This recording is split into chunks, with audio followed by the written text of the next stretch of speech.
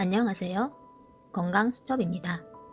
현재 우리나라의 3대 사망 질병은 암, 심혈관계 질환, 호흡기 질환이 있습니다. 한국에서 첫 번째로 큰 사망 원인은 암입니다. 폐암, 위암, 간암, 대장암, 유방암과 같은 암은 전체 사망자의 약 27%를 차지합니다. 한국에서 두 번째로 큰 사망 원인은 심혈관계 질환입니다. 심장병, 뇌졸중과 같은 심혈관계 질환이 전체 사망의 20% 정도를 차지합니다. 한국에서 세 번째로 큰 사망 원인은 호흡기 질환입니다. 폐렴과 만성폐쇄성 폐질환 등 호흡기 질환이 전체 사망자의 8% 정도를 차지합니다. 이 3대 질병은 건강한 생활 방식, 장려와 의료기관의 의료기술 개선으로 사망률이 꾸준히 감소하고 있으나 아직도 높은 사망률을 기록하고 있습니다. 이런 3대 사망 질병에 지대한 영향을 끼치는 요인 중에 우리가 무심코 하는 습관들이 건강에 영향을 줄 수 있는데요.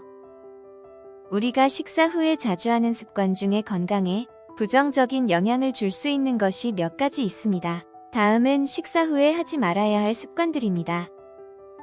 첫 번째, 흡연입니다. 식사 후 흡연은 암, 심장병, 뇌졸중 등 다양한 건강 문제의 위험을 증가시키기 때문에 해롭습니다. 담배는 아예 피우지 않는 것이 최선이지만 꼭 피워야 한다면 식사 후 적어도 1시간 후에 피워야 합니다. 두 번째, 차 마시기입니다. 식사 후에 차를 마시는 것은 음식에서 철분의 흡수를 방해합니다. 차의 타닌 성분이 몸에서 철분의 흡수를 방해합니다. 차를 마시기 전에 식사 후 적어도 1시간은 기다리는 것이 가장 좋습니다. 세 번째, 샤워하기입니다. 식사 후 샤워를 하면 혈압이 갑자기 떨어져 어지럼증과 실신을 할 수 있습니다. 샤워나 목욕을 하기 전에 식사 후 적어도 30분 동안 기다리는 것이 가장 좋습니다.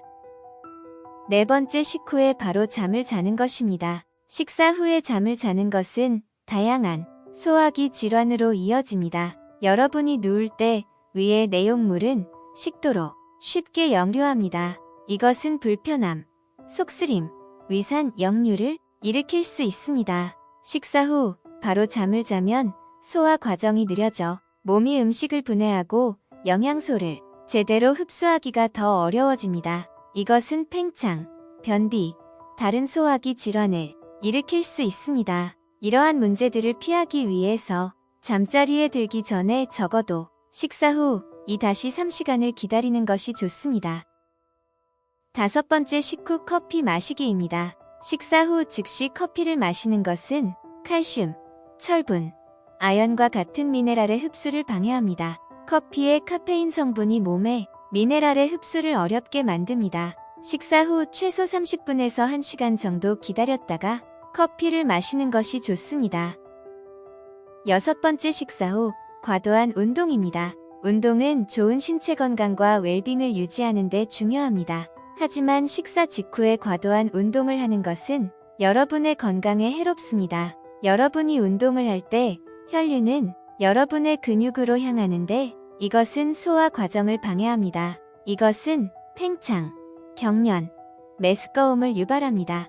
게다가 식사 후에 너무 일찍 운동하는 것은 혈당 수치를 떨어뜨리고 피로와 어지럼증을 일으킵니다. 격렬한 운동을 하기 전에 식사 후 적어도 30분에서 1시간을 기다리는 것이 좋습니다. 일곱 번째, 식사 직후 바로 양치질입니다. 구강 위생을 잘 유지하는 것은 건강한 치아와 잇몸을 위해 필수적입니다. 하지만 식사 후 바로 이를 닦는 것은 치아 에나멜을 손상시킬 수 있습니다. 감귤류 과일과 청량음료와 같은 특정 음식과 음료는 치아 에나멜을 부드럽게 할 수 있는 산을 포함하고 있습니다. 이러한 음식과 음료를 섭취한 직후 양치질을 하면 치아 에나멜이 더욱 손상되어 민감성해지며 충치를 유발할 수 있습니다.